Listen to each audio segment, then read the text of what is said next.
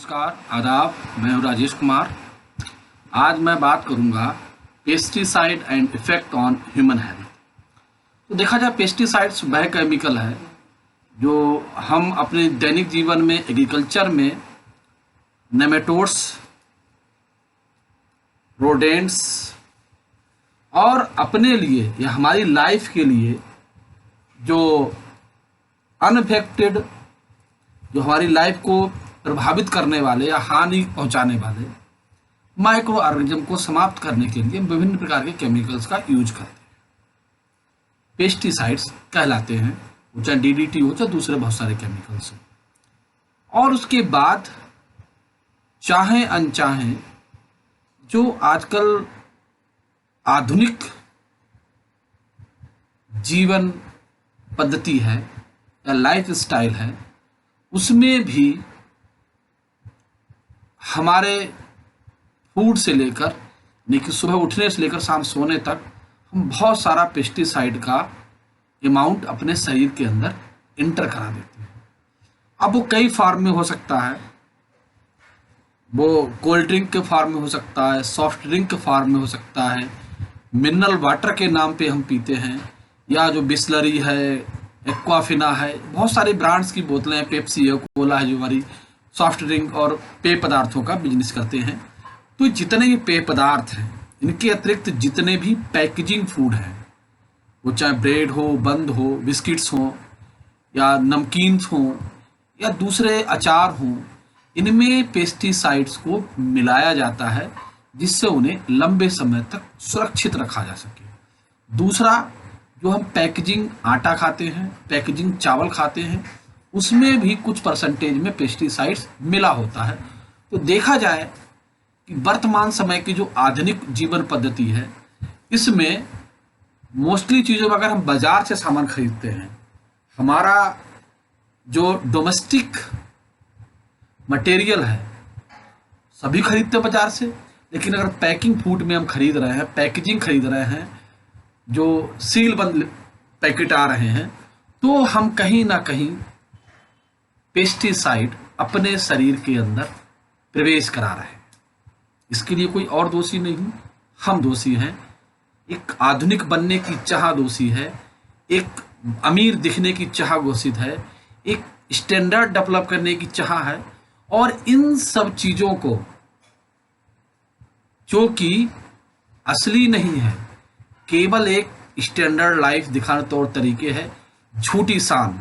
उस झूठी शान में क्या करते हैं, हम जीवों को मार रहे हैं, और जीवों को ही नहीं मार रहे हैं, देखा जाए हम जीवों को समाप्त करते करते अपना जीवन भी समाप्त कर रहे हैं। क्यों? क्योंकि जहर हम नहीं खा रहे हैं, जहर हम खरीद के खा रहे हैं, जो हमारे अंदर प्रवेश कर रहा है, जो हम चाह भी रहे हैं और नहीं भी चाह रहे हैं। हमारा देश पद्धति देखी जाए, जिसे कहते हैं कि सनातन धर्म है, हिंदू पद्धति है, प्याज नहीं खाते हैं लेकिन बिस्लरी का पानी पीते हैं, प्याज नहीं खाते हैं, कोल्ड ड्रिंक्स पी रहे हैं। तो प्याज धार्मिक हो सकता है, प्याज जाति विशेष हो सकता है, लेकिन जो हम केमिकल खा रहे हैं, जो जहर हम खा रहे हैं, जो पॉइजन हम खा रहे हैं, उसमें कोई जाति धर्म नहीं होता है। वो केवल आपको धीरे धीरे आपको किल कर रहा है। अब इन सब की बातें करने की जरूरत क्यों पड़ी है? एक्चुअली ये सब हम खा रहे हैं, और धीरे धीरे देखा जाए पूरे विश्व में अगर कोई तेजी से चीज डेवलप हो रही है, वो है हेल्थ सेक्टर। मल्टीनेशनल मेडिसिन कंपनियां, मल्टीनेशनल इंस्ट्रूमेंटल कंपनियां, हॉस्पिटल्स, तो ये बहुत बड़ा, अगर बाकी इंडस्ट्री डेवलप नहीं हो रही है, देखा जाए कि 50% में अकेले मेडिकल सेक्टर जो है वो लोगों को जॉब दे रहा है। लोगों का देखा जाए कि जितना हम कमाते हैं उसका 50% एक झटके में मेडिकल सिस्टम में ट्रांसफर हो जाता है। तो ये जो हो रहा है, ये जो पेस्टिसाइड हम रोजाना खा रहे हैं, ये कोई एक दिन की परंपरा नहीं है, ये किसी कंपनी ने आपसे नहीं कहा, ये साजिश है एक विश्व लेवल की, विश्व में अमीर बनने की, विश्व में कंपनी सिस्टम लागू करने की। तो इसके पीछे बहुत पुरानी हिस्ट्री रही है कि 18वीं सदी से ये यूरोपियन कंपनियां जो विदेशी आए थे, भारत देश हमारा 200 साल अंग्रेजों को गुलाम रहा था, तो वो भी एक कंपनी के फॉर्म में आए थे। वर्तमान सरकार भी भारत को अंबानी अडानी प्राइवेट लिमिटेड बनाने में जुटी हुई है।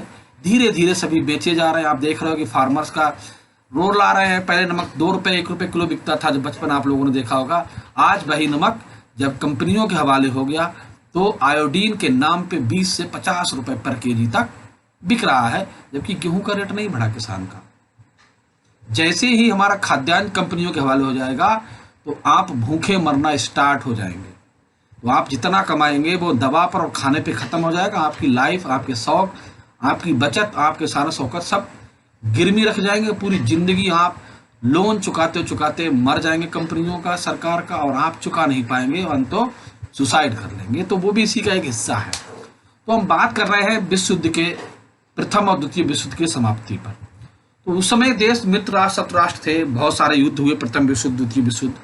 उसमें जनहानि के साथ साथ आर्थिक हानि बहुत हुई। इकोनॉमी जो कंट्री थी, मार्केट थे, इंडस्ट्री थी, बहुत अलग तरीके से, बहुत ही बुरी तरीके से प्रभावित हुए। देश बर्बाद हो गए, गरीबी के दुष्चक्र में लिपट गए। तो हुआ क्या, जो डेवलप्ड कंट्री थे, जो बड़ा आदमी होता है वो हार के भी जीत जाता है। तो जब उनका गोला बारूद नहीं बिक रहा था, बंदूक राइफलें नहीं बिक रही थी, तोपों का काम धाम बंद हो गया था कुछ समय के लिए। उस समय इंडस्ट्री डेवलप हुई थी, बंदूक, तोप, मिसाइल्स, हेलीकॉप्टर्स, यानी कि देखा जाए जो एनिमेशंस हैं, सैनिक साजो सामान, हथियार, इनके बड़े लेवल पर इंडस्ट्रियां डेवलप हुई थी प्रथम और द्वितीय विश्व युद्ध के समय। और द्वितीय विश्व युद्ध समाप्त होते होते वो कंपनियां क्या हुई, धीरे धीरे डंप हो गई, घाटे में चली गई और बंद होने के कगार पे आ गई। अब जब बंद हो गई तो बिजनेसमैन क्या करे। तो उसी समय एक दौर शुरू हुआ, क्योंकि जो बिजनेसमैन होता है वो अगले 50 साल की चीजें जानता है, सोचता है और आगे करता है। तो उन्होंने केमिकल्स बनाने शुरू कर दिए कि जिन फैक्ट्रियों में गोला बारूद बनता था वहां पर केमिकल्स, पॉइजनस केमिकल्स बनना शुरू हो गए। और वो क्या थे, पेस्टिसाइड, बैक्टीरियोसाइड, वायरोसाइड, फंजीसाइड, ये बहुत सारे केमिकल्स थे जो एग्रीकल्चर में और ह्यूमन की लाइफ में आवश्यक थे। इनका बनाना कंपनियों ने शुरू किया। तो एक काम कोई छोटी मोटी कंपनी नहीं करती, मल्टीनेशनल कंपनियां काम कर रही थी। तो हम बता दें, मल्टीनेशनल कंपनियों में एक मॉन्सेंटो कंपनी है जो अमेरिका की है, जो सीड एग्रीकल्चर में देखा जाए कि 80% दखल उसी का है। और ये कंपनियां केवल सीड या पेस्टिसाइड्स ही नहीं बनाती हैं, इनका इंटरफेरेंस सरकारों में होता है। और इस सरकार के जो नुमाइंदे हैं, जिनको आप चुन के भेजते हैं, जाति के नाम पे, धर्म के नाम पे, कम्युनिटी के नाम पे, ये सब आपकी जिंदगी का, आपकी लाइफ का, आपकी जनरेशन की संसद में बैठकर दलाली करते हैं, कभी धर्म के नाम पे, कभी जाति के नाम पे, कभी जरूरत के नाम पे, और आपको बेचते हैं, आपके वोट को बेचते हैं और आप बिकते हैं। तो वहां कंपनियां समझौता करती सरकारों से। तो जो देखा जाए कि भारत में बहुत सारे ऐसे पेस्टिसाइड्स, केमिकल्स हैं जो विदेशों में देखा जाए पूरी तरीके से बैंड है, लेकिन इंडिया में बिक रहे हैं। तो जब बनाना शुरू किया तो उन्होंने बेचना शुरू किया। तो बेचने के लिए क्या चाहिए था, मार्केट चाहिए था। तो लोग कहते हैं कि अमेरिका बड़ा पसंद करता है मोदी जी को, अमेरिका भारत को बहुत पसंद करता है, चाइना बहुत पसंद करता है। आपको, आपके कंट्री को कोई पसंद नहीं करता है। उनकी पसंद सिर्फ एक है, सिर्फ एक, आप उनके उपभोक्ता हैं। और भारत एक बाजार है जिसमें हर तरीके का सामान बिकता है, इसलिए आप उनका पसंदीदा देश हैं। जिस दिन आप विदेशियों का सामान खरीदना बंद कर देंगे, उनका पसंदीदा देश भारतीय उनका पसंद का नहीं रहेगा। मेन उद्देश्य ये है, अमेरिका प्रेम का या चाइना प्रेम का, जो भी है, कंट्री आपसे नहीं, आपकी बाजार से प्रेम करता। तो बाजार हमारे यहाँ बहुत बड़ा बाजार है। तो जो हमारे गरीब देश थे, वहाँ एक कंपनियां किसानों की मदद के नाम पे, ह्यूमन हेल्थ के नाम पर इंटर कर गई। तो देखा जाए कि जो हमारा 18वीं सदी थी, तो उसमें बहुत सारा विज्ञान डेवलप हो गया था, बहुत सारा नहीं था। जैसे हमारे भारत में मलेरिया, जिसमें हमारा देश गुलाम था, तो उसे एक बार मलेरिया जैसी महामारी, इन्फ्लुएंजा, बहुत सारे जो नेमेटोड्स हैं, इंसेक्ट हैं, इनकी बहुत बड़ी बड़ी महामारियां आई जो ह्यूमन लाइफ के साथ साथ एग्रीकल्चर को प्रभावित कर रही थी। इनको कंट्रोल करने के लिए बड़ी मात्रा में प्रारंभ में डीडीटी छिड़का गया था। अब देखा जाए कि जो फंजीसाइड है या केमिकल्स का, तो इनका प्रयोग देखा जाए 18वीं सदी में, यानी कि घटना हुई थी एग्रीकल्चर में, यूरोपियन कंट्री में फेमिन ऑफ पोटैटो, एग्रीकल्चर की क्रॉप खत्म हो गई थी आलू की, और फ्रांस में अंगूर की। तो उस समय सबसे पहला फंजीसाइड बना था, बायोडेक्स मिक्सचर बना था। और बायोडेक्स मिक्सचर के बाद पता चला कि अगर फसल में फंजाई लगता है कि फसल को प्रभावित कर रहे हैं, वो कोई अल्लाह, भगवान, गॉड ये नहीं प्रभावित कर रहे हैं, जो माइक्रो ऑर्गेनिज्म है हमारे नेचर के, वो हमारी फसलों को, हमारी ह्यूमन लाइफ को, हमारे स्वास्थ्य को प्रभावित कर रहे हैं। तो वहीं से देखा जाए केमिकल का प्रारंभ हुआ था 1835 के बाद से। और उस समय भी देश धीरे धीरे विश्व जो था कई खेमों में बढ़ चुका था। अब धीरे धीरे जब बाजार में एंट्री कर गई कंपनियां, तो ये क्या हुआ कि धीरे धीरे, अब उसी समय एक समस्या और थी। देश जब हमारा आज़ाद हुआ था द्वितीय विश्व युद्ध के बाद, तो हमारे यहाँ खाद्यान्न समस्या थी।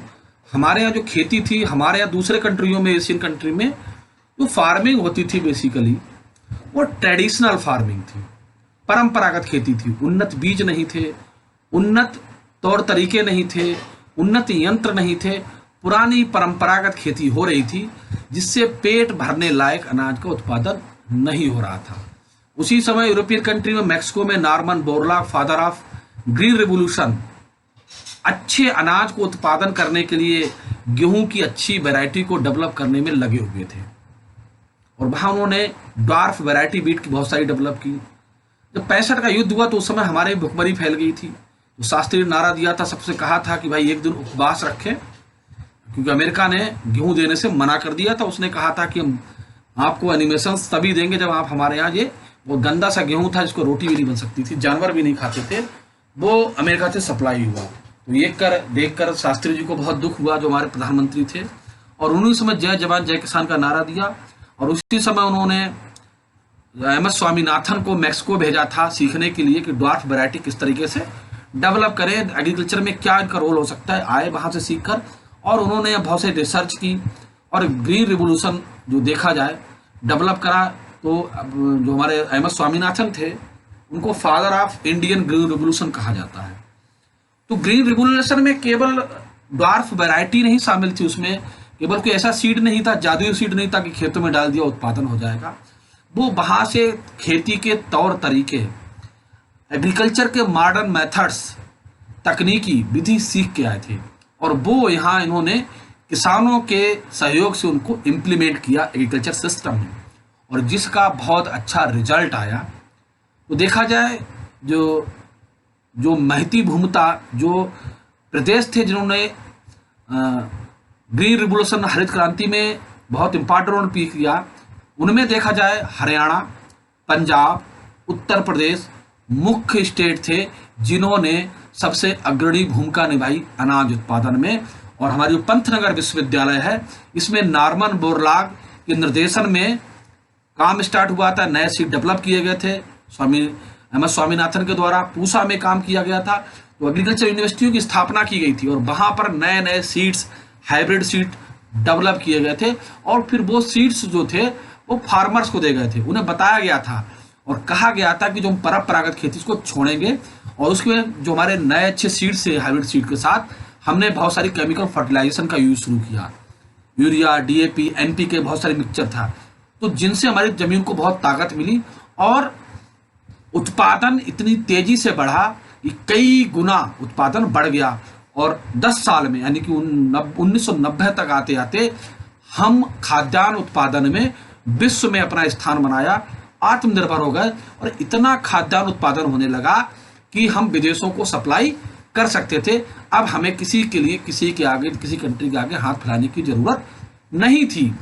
तो ग्रीन रिवोल्यूशन में केमिकल फर्टिलाइजर के साथ साथ बहुत बड़ा रोल पेस्टिसाइड का भी था, क्योंकि एग्रीकल्चर को प्रभावित करने वाले केवल कोई चोर डकैत नहीं होते, उसमें चूहे हैं, जो रोडेंट्स होते हैं, बहुत सारे इंसेक्ट्स हैं, बहुत सारे फंगस हैं, बहुत सारे दूसरे माइक्रोब्स हैं, जो हमारी फसलों को 35% तक नष्ट करते हैं। तो उनसे बचाने के लिए हमने केमिकल का अंधाधुंध प्रयोग शुरू करा।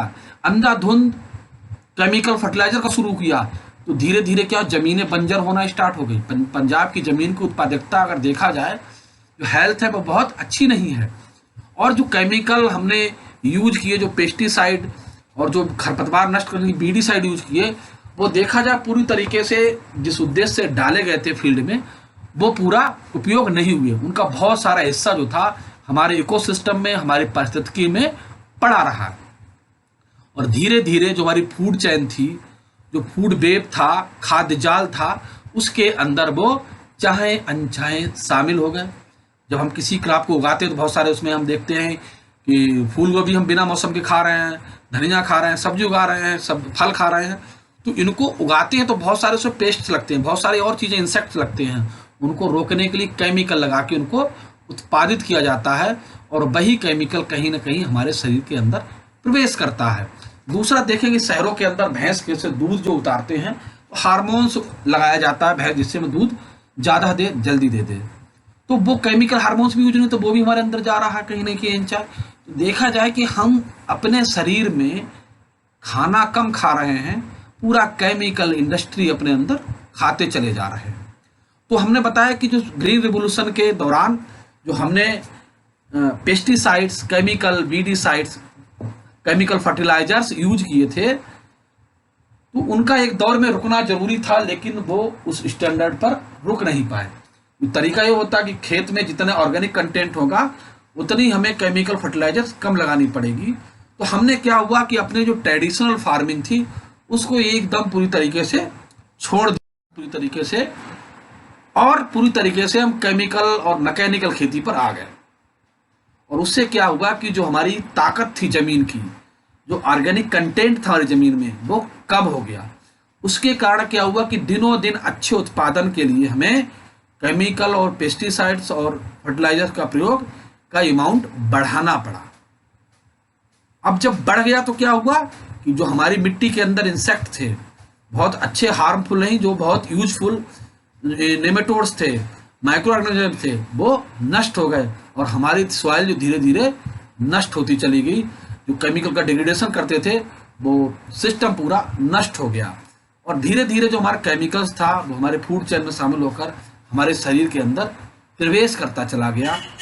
अब केवल एग्रीकल्चर प्रवेश नहीं किया, फिर धीरे धीरे 90 के दशक में देखा जाए जो मल्टीनेशनल कंपनियां थी वो वाटर का बिजनेस स्टार्ट कर दिया उन्होंने। पानी, अब पानी किसी को इंडस्ट्री कहीं से लेती है, डिस्टिल करती है, 1 लीटर डिस्टिल वाटर तैयार करने में 10 लीटर पानी खराब होता है और उस डिस्टिलेशन से मिनरल निकाल दिए जाते हैं।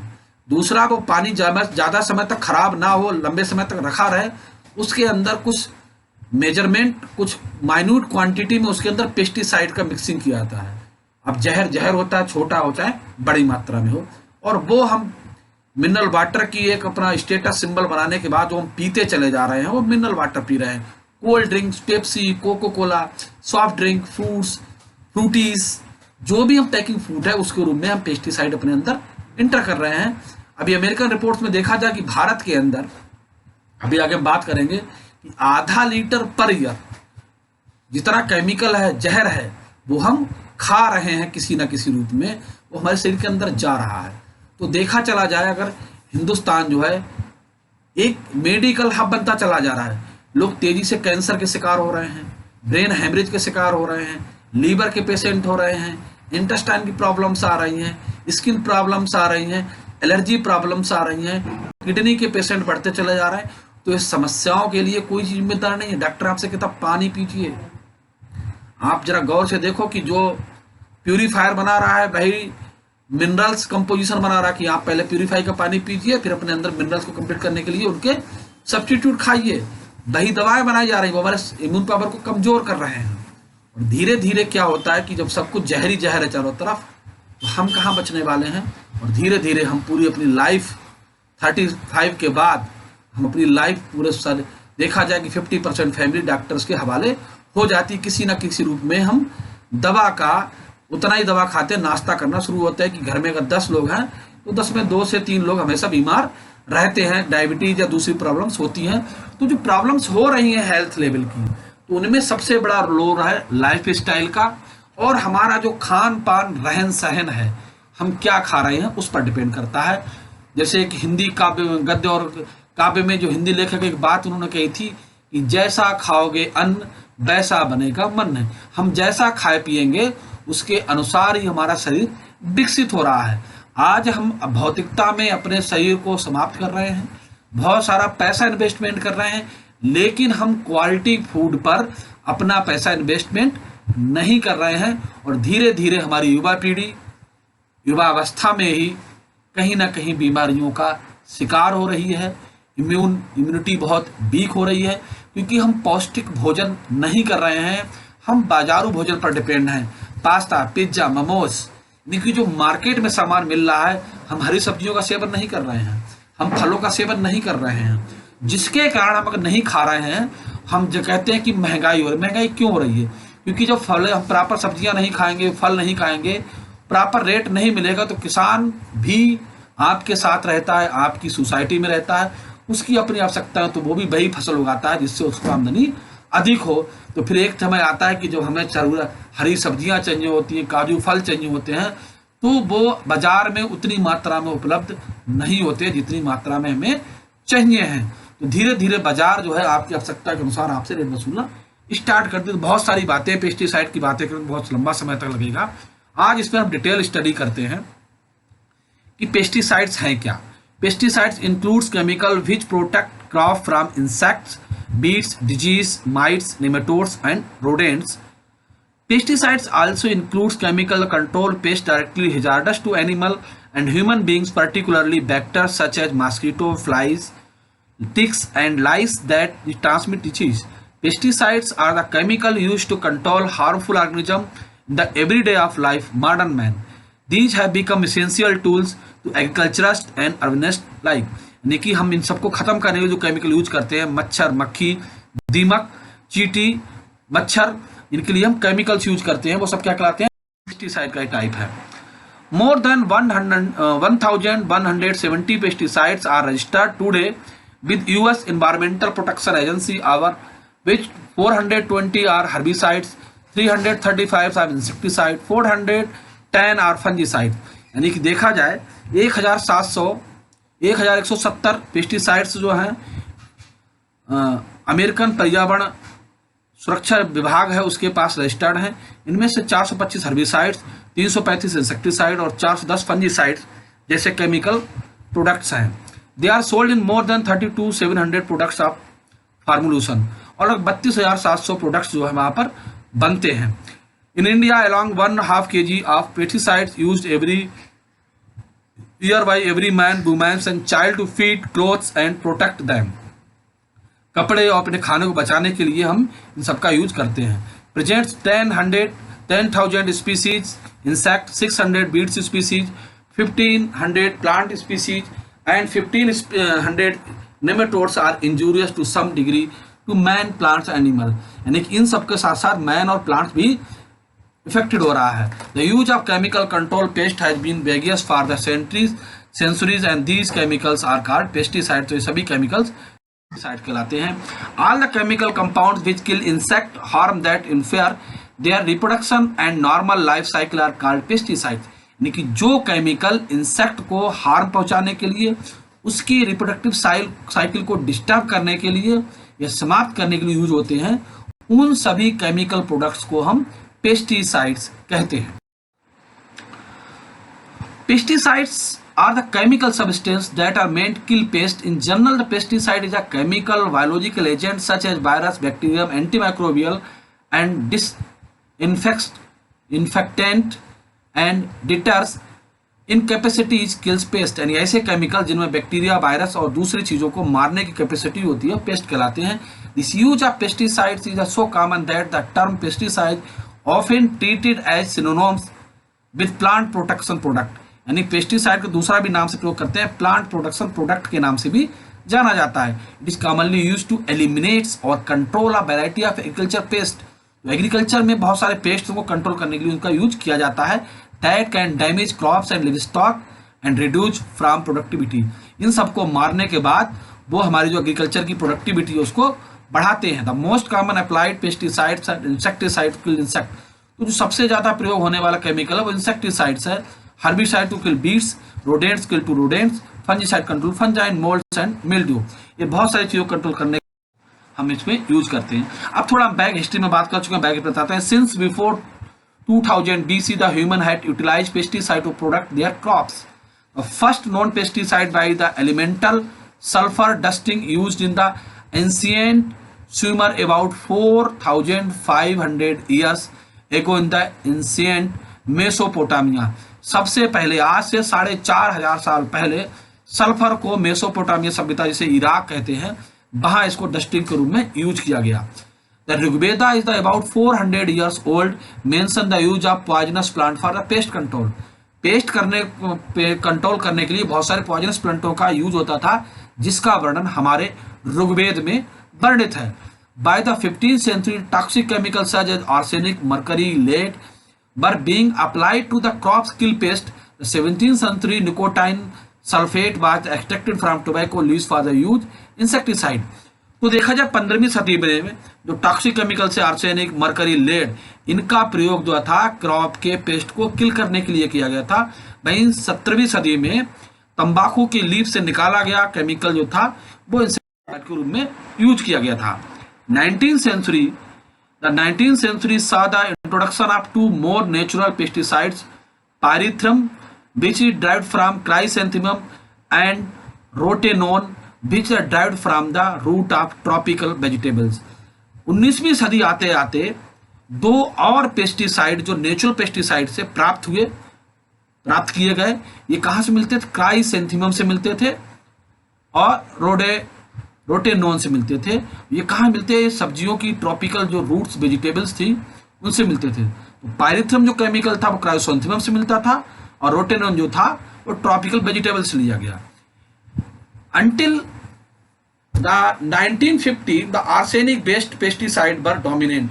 और 1950 तक आते आते जितने भी पेस्टिसाइड थे सब में आर्सेनिक की मात्रा डोमिनेंट थी, उस समय डोमिनेंट थे। Paul Miller discovered the DDT, a very effective insecticide. उसी समय डीडीटी डाइफिनाइल डाइक्लोरो ट्राइक्लोरोमीथेन इसका जो था डिस्कवरी उन्होंने की थी जो बहुत ही इफेक्टिव उस समय इंसेक्टिसाइड था। क्लोरोनाइड्स such as DDT were the dominant, but they were replaced in USA by this organophosphate and carbamates by 1975. तो 1975 तक आते आते यूएसए में देखा जाए डीडीटी को हटा दिया गया, उसके स्थान पर ऑर्गेनोफॉस्फेट और कार्बामेट्स ने ले ली। Since then, pyrethrin compounds have become the dominant insecticide. और उसी समय पायरिथ्रिन नामक एक दूसरा प्रोडक्ट था जो डोमिनेंट इंसेक्टिसाइड के रूप में प्रचलित हुआ।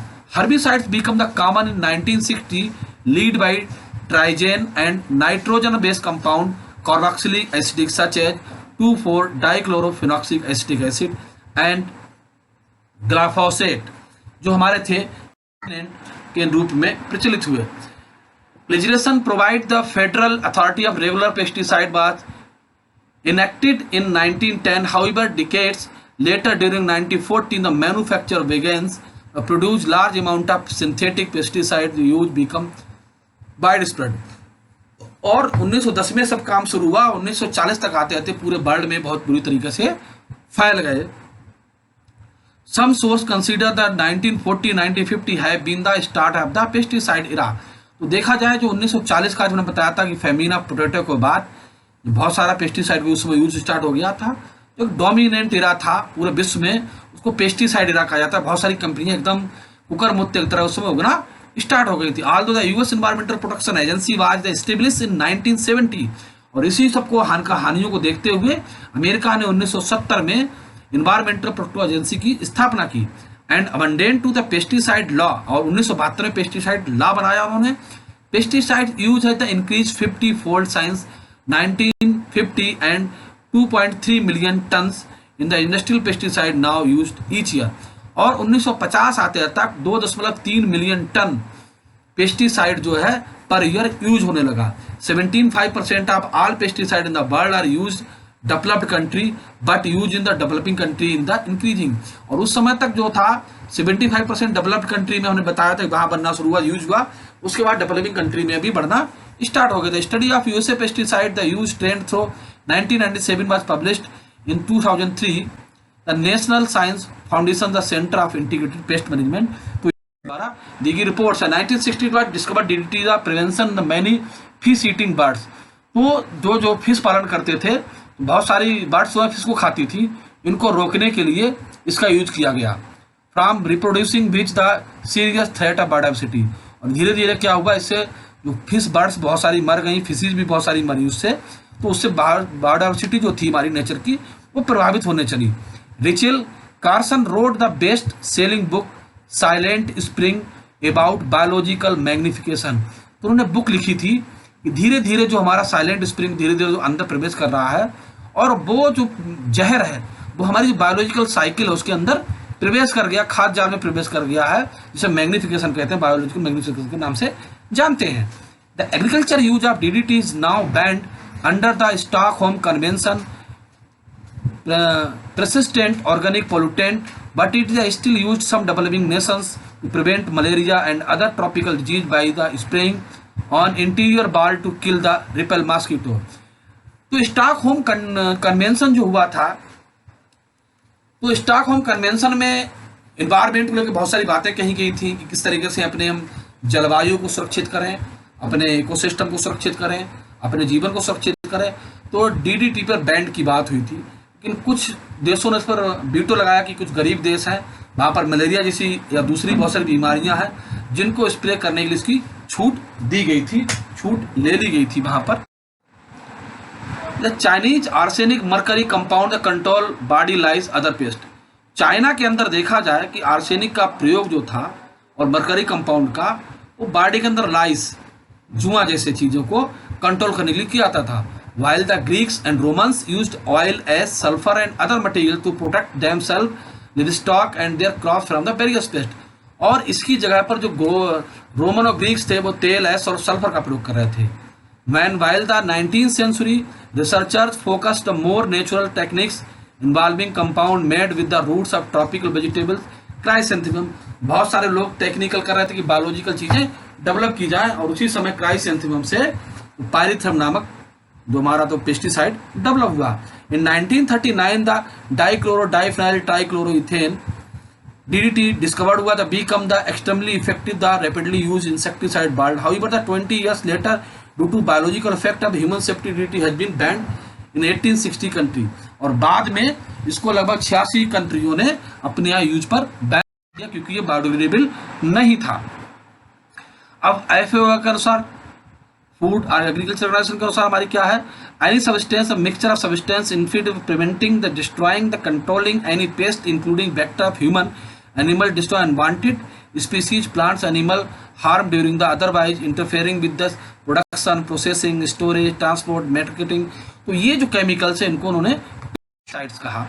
और इस तरीके से उन्होंने बताया, जो हम बात पहले कर चुके हैं, कि जो इंसेक्ट को कंट्रोल करता है वो इंसेक्टिसाइड कहलाता है, जो प्लांट्स को कंट्रोल करता है अनवांटेड वो हर्बिसाइड कहलाता है, जो चूहे वगैरह कंट्रोल करता है वो रोडेंट्स, बैक्टीरिया को बैक्टीरियोसाइड, फंजीसाइड और लार्विसाइड किया था, क्लासीफाई किया गया। हम देख सकते हैं इंसेक्टिसाइड किस तरीके से इनको यूज को डिवाइड किया गया। अब जो हमारे किस बेस पे, तो इनको एक बेसिक लेवल पर चाहिए गया, बहुत सारे based on the how degradable, यानी बायोडिग्रेडेबल के आधार पर कितने प्रकार के होते हैं। Pesticide can be considered as biodegradable, the biodegradable kind to those which can be broken down by the microbes and other living beings in harmless compound। देखिए कोई केमिकल हम यूज कर रहे हैं, कुछ समय के बाद नेचर में उस केमिकल को, वो केमिकल की जो अमाउंट है वो नष्ट हो जाता है, या तो वो दूसरे केमिकल्स में तोड़ देते हैं माइक्रोब्स के द्वारा, या प्लांट के द्वारा उनको खत्म कर जाता है, यानी कि जो मूल अस्तित्व है वो उसका समाप्त हो जाता है। ऐसे पेस्टिसाइड्स हमारे बायोडिग्रेडेबल कहलाते हैं। persistent, while the persistent ones those make the month of year the breakdown। Another way to classify these consider that the chemical form are derived from the common source of production method। और बहुत सारे ऐसे हैं जो बहुत break down होने में, नष्ट होने में बहुत समय लेते हैं। केमिकल रिलेटेड पेस्टिसाइड, तो केमिकल बेस्ड पेस्टिसाइड कौन से होते हैं? Organophosphate, most organophosphate are insecticide they affect the nervous system. तो ऑर्गेनोफॉस्फेट जो है वो अगर देखा जाए नर्वस सिस्टम को प्रभावित करता है। Distributing the enzyme the regulate neurotransmitter. तो नर्वस सिस्टम में हमारे बहुत सारे डिसऑर्डर्स आते हैं। हमने बताया था कि ब्रेन हेमरेज हो रहा है, ब्लड कैंसर हो रहा है, ब्लड और दूसरी जो प्रॉब्लम्स हैं, पैरालिसिस प्रॉब्लम्स हैं, वो हमारी बॉडी के जो एंजाइम सिस्टम है, न्यूरोट्रांसमीटर सिस्टम है, इसको प्रभावित करते हैं। Carbamates similar to the organophosphate pesticide, उसी तरह जो बराबर होते हैं उसी तरह होते हैं। Carbamates pesticide also affect the nervous system, ये भी नर्वस सिस्टम को प्रभावित करते हैं, डिस्टर्बिंग एन एंजाइम, और उसको जो हमारे एंजाइम की साइकिल्स को प्रभावित करते हैं, that regulate the neurotransmitters, however the enzyme effect usually reversible. तो ये दोनों केमिकल्स दो है, अगर हम बड़ी मात्रा में यूज कर रहे खेती में, तो ये जाके हमारे शरीर के न्यूरो सिस्टम को प्रभावित करेंगे।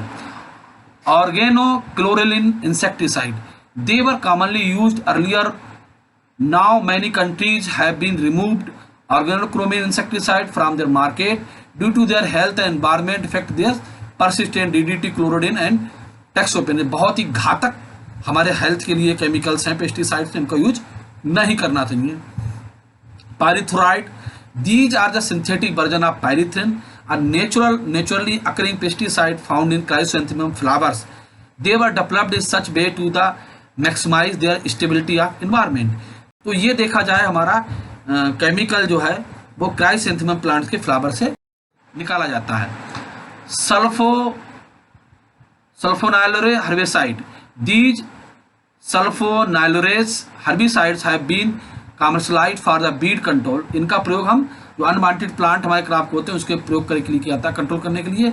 सच पारिथोडोबैक सोडियम, साइक्लोसल्फोम्यूरान्स, बाईपायरिविक बेसिक सोडियम, टेराबेसिल सल्फोम्यूथेन, इस तरीके से बहुत सारे हमारे केमिकल्स हैं, इनका प्रयोग हम हर्बिसाइड के रूप में करते हैं, जो बड़े मात्रा पे हमारे क्रॉप्स के अंदर किया जाता है। चाहे गन्ने की क्रॉप हो, चाहे हमारी धान की हो, गेहूं की हो, इन क्रॉप्स में हम इन हर्बिसाइड का प्रयोग करते हैं। फिर दूसरे तो बायोपेस्टिसाइड्स, यानी कि एक लिविंग के द्वारा दूसरे लिविंग को कंट्रोल करना। Biopesticides are certain type of pesticide derived from such natural materials as animal, plants, bacterial, certain mineral। यानी कि जो देखा जाए कि कोई एनिमल से दूसरे एनिमल के द्वारा कंट्रोल करा जा रहा है, कोई फंजाई दूसरे फंजाई के द्वारा कंट्रोल करा जा रहा है, तो इस तरीके का जो कंट्रोल सिस्टम यूज किया जाता है पेस्टिसाइड के रूप में, इन्हें हम बायोपेस्टिसाइड्स कहते हैं। Example of pesticide of fungicide, herbicide and insecticide. Specific synthetic chemicals pesticides are glyphos, acephate, DEET, प्रोफेक्सर, metaldehyde, boric acid, diazinon, Dursban, DDT, malathion, ये जो हमारे प्रयोग अलग अलग करे जाते हैं। अब हमारे बेनिफिट्स क्या क्या हैं पेस्टिसाइड को? The major advantage of benefit that the can save farmer, तो उससे जो फार्मर है वो सुरक्षित रहते हैं। प्रोटेक्टिंग क्रॉप फ्रॉम इंसेक्ट, हमारी जो क्रॉप है वो इंसेक्ट से बची रहती है।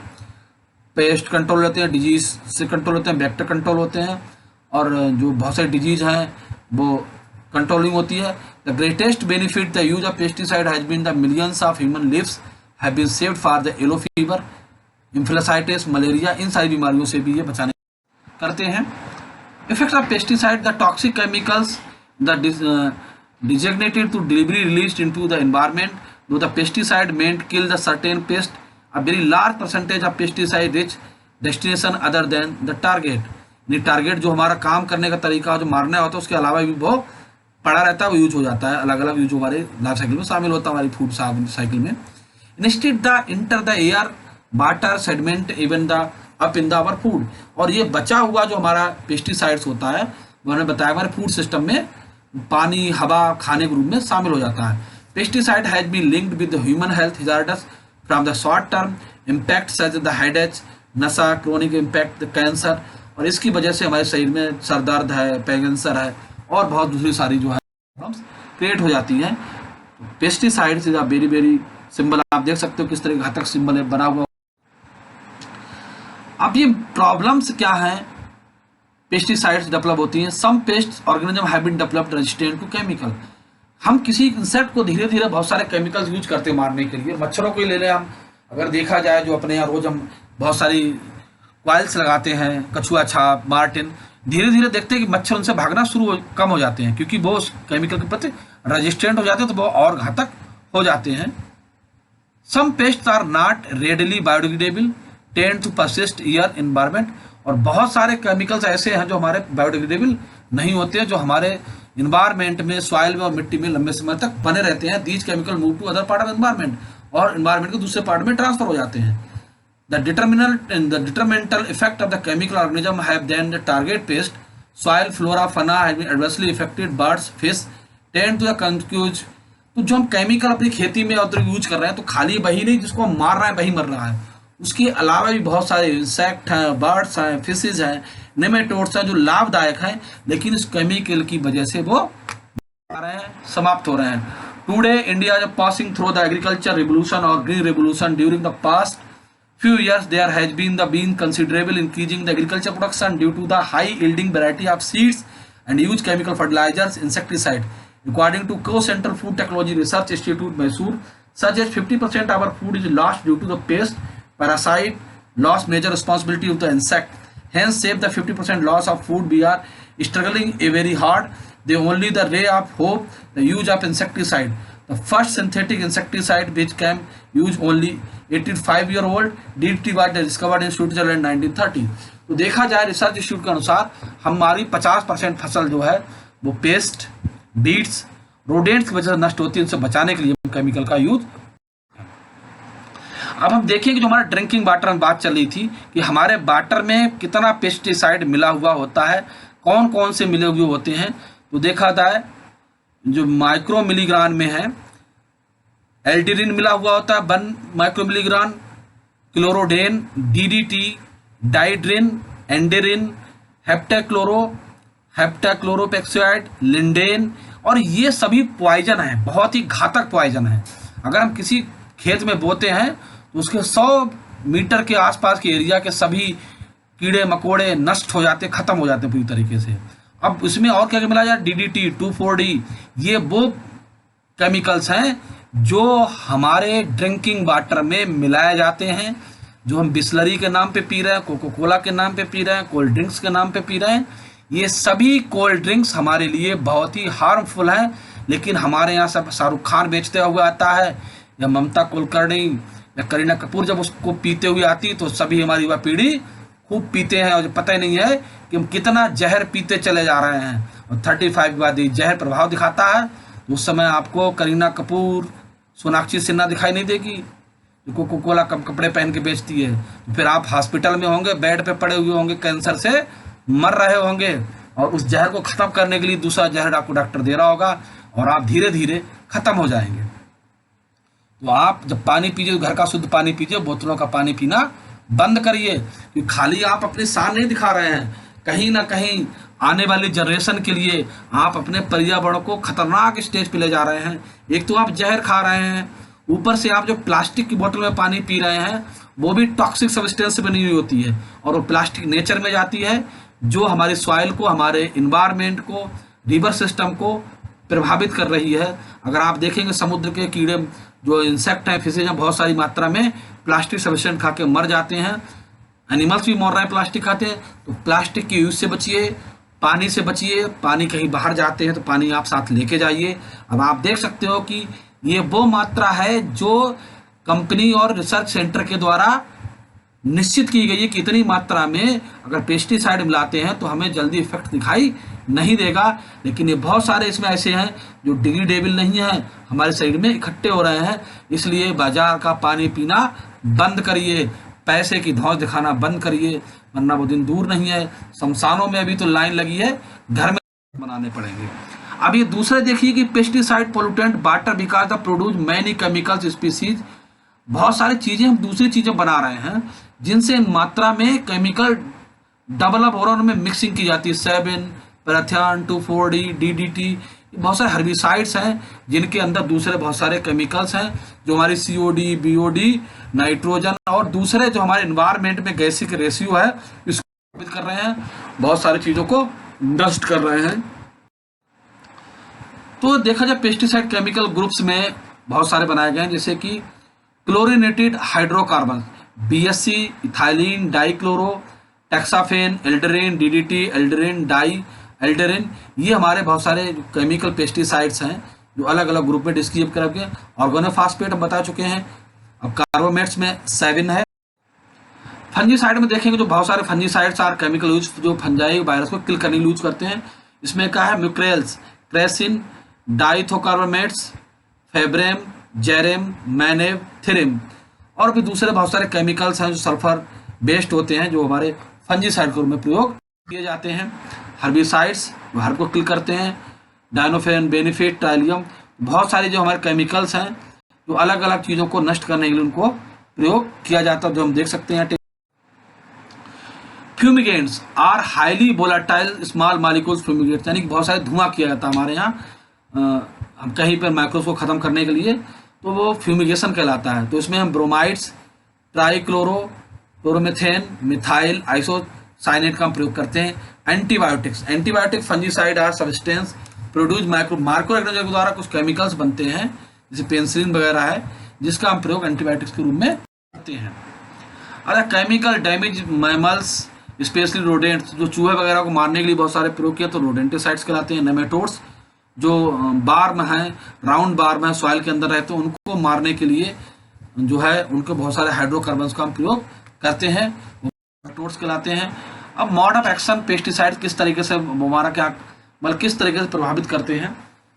Bye the mode of action means way then बीच the chemical act upon the system of insect, यानी कि इंसेक्ट को किस तरीके से मारते हैं, किस तरीके से सिस्टम्स को डिस्टर्ब करते हैं, उसके मोड ऑफ एक्शन कहते हैं। Chemical poison effect the normal function of specific cell tissues, many ways the case the higher animals generally the chemical process insect the affected the abnormal functioning other organs, यानी कि जो हमारे जो chemicals होता है वो इंसेक्ट के जो नॉर्मल ऑर्गन्स होते हैं उनको काम करने से बंद कर उनके काम को प्रभावित करता है। तो इस आधार पर the insecticide can be divide into 4 groups based on the mode of action. Mode of action पे उनको निम्न 4 ग्रुप में डिवाइड किया गया है। प्रोटोप्लाज्मिक पॉइजन, यानी कि जो प्रोटोप्लाज्म में जाकर मिक्स हो जाता है, नष्ट करता है। रेस्पिरेटरी पॉइजन, रेस्पिरेटरी जो ट्रैक्ट है, रेस्पिरेटरी सिस्टम्स को फेल कर देता है। Physical poison and nerves poison, इसको मोड ऑफ एक्शन के नाम पे रखा गया। Protoplasmic poison, the chemicals like lead, arsenate, sodium arsenate etc kill the type of cells poisoning they and participating proteins, ये हमारी पूरी ताकत जो अंदर जैसे आता है वो सेल को ही किल कर देता है, डिस्टर्ब कर देता है। Respiratory poison, the fumigants had hydrocarbon acid gas ethylene, dibromide, methyl bromide and ethylene, dichloro kill the insect inactivating the respiratory enzymes, तो उसके सिस्टम को किल करता है, उसके अंदर रेस्पिरेटरी एंजाइम्स बनते हैं उनको नष्ट कर देता है, उनको इनएक्टिव कर देता है, जैसे ऑक्सीडेजिस, पेरोक्सीडेजिस, रिडक्टेज, इन एंजाइम को बनना बंद करता है, इनको इनएक्टिवेट करता है, जिससे हमारा जो है वो नष्ट हो जाता है। Physical poison, this poison kill by the physical action such as excluding air, for example silica, dust, the क्लोर, तो उनको फिजिकली नष्ट कर देगा। फिर nerves poison, DDT, methane, parathion में भी classed together the nerve poison, nervous system को डायरेक्ट इफेक्टेड करता है और सीधे डिस्ट्रॉय कर देता है, जिससे हमारा इंसेक्ट में पैरालिसिस हो जाती है, वो हो जाता है। हिजार्डस पेस्टिसाइड, हमने बताया था कि हिजार्डस क्या है। अभी तो हम केमिकल मार रहे हैं, नर्व्स को, इंसेक्ट को मार रहे हैं, पेस्टिसाइड को मार रहे हैं, चूहों को मार रहे हैं, बहुत जीवों को मार रहे हैं, तो जिनको मार रहे हैं वही नहीं मर रहे, उसके अलावा भी बहुत सारे जीव जंतु हैं वो मर रहे हैं, हमारी डाइवर्सिटी प्रभावित हो रही है। तो जब डाइवर्सिटी चाहे इंसेक्ट की हो चाहे एनिमल्स की हो, अगर इकोसिस्टम डिस्टर्ब होगा तो हमारा केमिकल जो यूज करने का उद्देश्य है वो निरर्थक हो जाएगा, और उस डाइवर्सिटी के इफेक्टेड होने से जो हमारा एग्रीकल्चर प्रोडक्शन है वो प्रभावित होगा। जैसे तितलियां मर गई, इंसेक्ट मर रहे हैं, मधुमक्खियां कम हो रही हैं केमिकल की वजह से, तो क्या हो रहा है कि जो हमारी फसलें हैं उनमें पॉलिनेशन कम हो रहा है, उनकी प्रोडक्टिविटी भी कम हो रही है। और अगर सब इंसेक्ट वगैरह खत्म हो गए एक दिन, तो हमारी बहुत सारी फसलें, बहुत सारे प्लांट स्पीसीज ऑटोमेटिक नष्ट हो जाएंगी, क्योंकि प्लांट स्पीसीज, प्लांट और एनिमल्स के बीच एक कोरिलेशन होता है, अगर एक खत्म हो जाएगा तो दूसरा अपने आप खत्म हो जाएगा। तुम देखो कुछ प्लांट्स ऐसे हैं जिनको हम सीड से उगा नहीं सकते हैं, उनमें एनिमल्स के अंदर, बर्ड्स के अंदर बहुत सारी प्रोसेसिंग होती है, पीपल है, बरगद है, तो देखिए जब तक इनको कोई बर्ड्स खा के बीट नहीं करेगी तब तक वो कहीं जर्मिनेट नहीं होते, डायरेक्ट जर्मिनेट नहीं हो सकते। अगर बर्ड्स मर जाएंगी तो प्लांट अपनी स्पीसीज अपने आप खत्म हो जाएंगी। उसी तरीके से एग्रीकल्चर को अगर हानि पहुंचाते हैं तो बहुत से इंसेक्ट लाभ भी पहुंचा रहे हैं, तो उन इंसेक्ट को खत्म करते करते हम अपनी लाइफ को भी खत्म कर रहे हैं। उन पेस्टिसाइड्स का ह्यूमन की लाइफ पर क्या इफेक्ट पड़ रहा है, इस पर बात करेंगे। Due to wide spread use of chemicals, the food consumed man today contaminated with chemicals with the rain wastage down into the rivers causing pollutants of water, जो केमिकल यूज कर रहे हैं वो बरसात के दिनों में जो केमिकल्स हम कहीं खेत में या अपने मोहल्ले में या नाली में घर में यूज करते हैं वो पानी के साथ मिक्स होकर नदियों में जाता है, और नदियों में वहाँ क्या करता है, नदियों में कुछ सिस्टम ऑफ फिशेज है और जो इंसेक्ट है, सांप है, मछली है, इन सबको खत्म कर देता है। जो बाहर एनिमल्स पानी पीते हैं वो भी नष्ट हो जाते हैं और वो वाटर को पॉल्यूटेड करता है, बीओडी सीओडी की कमी आ जाती है। These poisonous chemical stored the fatty tissue of the human body, और ये केमिकल हमारी बॉडी के अंदर जो फैटी टिश्यू है उनके अंदर स्टोर हो जाता है। Estimated 5 to 27 ppm DDT compound found in the tissue person living in the country where the DDT widely use, जहाँ ये DDT बहुत यूज होता है वहाँ 25 ppm तक हमारे मसल्स के अंदर रहता है। The accumulation of chemical in human body found to be the harmful the health causing disease like hypertension, tumor, cancer, leukemia, sterility. Some chemicals even damage their liver, adrenaline, penetrate, particularly the skin produce toxic effect. तो इस तरीके से ये chemical जो है फसल को बचाते बचाते आदमी को मारना स्टार्ट कर दिया है इसने। The highly toxic organophosphorus compound are supposed to the break down quickly in the nature. Recently, the accidental release to the insecticide into river Rehan killed millions of fish before the could be controlled. The pesticide reach our body indirectly through the vegetables act. तो उन्होंने बताया था कि जो chemical हम use कर रहे हैं वो कहीं ना कहीं हमारी बॉडी के अंदर जा रहा है, फूड के द्वारा जा रहा है, मछली खा रहे हैं उसके द्वारा जा रहा है, अंडे खा रहे हैं उसके द्वारा जा रहा है। जो हम खा रहे हैं, जो हम नेचर को दे रहे हैं, नेचर वो हमारे अंदर फिर से इंजेक्ट कर रहा है। Total more than 812 samples collected from the various source of farmers houses, FCI godowns, markets, Delhi, Hyderabad, Mysore, Patna, lockdown. बहुत सारी रिसर्च हुई है, बहुत सारे देखा गया है, तो उनमें देखा गया है कि DDT, BSC, मेलाथियान के सैंपल्स उनके अंदर मिले हैं। तो हम देखते हैं कि जो हमारे यहाँ क्रॉप उगाई जा रही है उस क्रॉप के अंदर कितना कितना हमारा पेस्टिसाइड्स, उसके अंदर केमिकल्स डिटेक्ट किया गया है, पेस्टिसाइड डिटेक्ट किया गया है।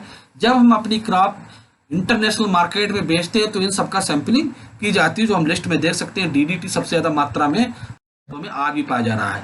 DDT also have been found the bodies of human beings. Different country people like have died after the eating food contaminated pesticide. और बहुत सारे लोग इसको कंटामिनेटेड फूड जो केमिकल से कंटामिनेटेड है उसको खाने के बाद मर जा रहे हैं। तुर्की की बात है, 320 लोग accord the eating seed grains containing the hexachlorobenzene, यानी कि ऐसे केमिकल सीड उन्होंने खा लिए थे, सीड जिनके साथ हेक्साक्लोरोबेंजीन था, और उससे 320 लोग मर गए। कोलंबिया में मर गए, और तो उन्होंने फ्लोर आटा जो खा लिया था उसमें मिक्स करके, तो लगभग 685, 135, 1503 cases poisoning by recorded in the health agriculture. तो बहुत सारे देखा गया है डिपार्टमेंट से, मद्रास, कर्नाटका, जो इन केमिकल वजह से लोग से मरे हैं। अब हम देखते हैं कि वर्ल्ड के दूसरे कंट्रियों में ह्यूमन के अंदर कितना कितना जो है वो DDT जो पाया जा रहा है। ऑस्ट्रेलिया में 1.8 है, चेकोस्लोवाकिया में 9.6 है, कनाडा 4.9 है, डेनमार्क 3.3 है, इंग्लैंड 3.3 है, हंगरी, इंडिया में सबसे ज्यादा वर्ल्ड 14.12 to 31 तक, वेस्ट जर्मनी। तो ये देखें हमारी किस तरीके से हम हेल्थ को प्रभावित कर रहे हैं। Behaviour pesticide in the soil, plant destroy pesticide become toxic, however the toxic pesticide not the permanent, soon after they are applied to crop pesticide start breaking down because of action of plant enzyme, environmental factors such as light, temperature and wind. तो इन सब की वजह से pesticide नष्ट हो जाता है, वो डिग्रेडेबल हो जाता है। After some time the concern the pesticide decreases below maximum reducible limit level of MRL, level of pesticide reduce considerable for daily consumption. During application some of pesticide fall on ground contaminating the soil, कुछ केमिकल्स जो है हमारी soil को contaminate कर रहे हैं। The pesticide detoxified in the soil by absorption degradation, however the presence in the soil for long time could adversely effect the fertility, बेसिटी, कंटामिनेटिंग नरवी वाटर बॉडी। और जो समय तक हमारे मिट्टी में रहते हैं वो हमारी वाटर बॉडी को, हमारे फूड सिस्टम को प्रभावित करते हैं। The harmful effect of pesticide depend on the toxicological properties and the degree of expose the human beings pesticide use. Many of these chemicals deadly not the intend the particular organism but other life forms including man. Some have accumulated lower organisms, increasing the concentration successively going up food chains until toxic concentration the consumed higher animals, birds and mammals. The increase the concentration up to food chain is called biological. अगर हमारे chemicals की मात्रा हमारे food में बढ़ रही है बड़ी मात्रा पे, तो उस प्रोसेस को हम कहते हैं बायो मैग्निफिकेशन, जब ये केमिकल्स पेस्टिसाइड्स हमारी फूड सिस्टम में शामिल होकर हमारे अंदर पहुंच जाते हैं। कौन कौन से हमारे जो केमिकल्स हैं जो सॉइल में ऐड हो रहे हैं, 2,4,5-D कार्बोमाइड, 2,4-D एल्डेरिन, कुछ उनके हमारे केमिकल फार्मूला दे रखे हैं। तो इस तरीके से देखें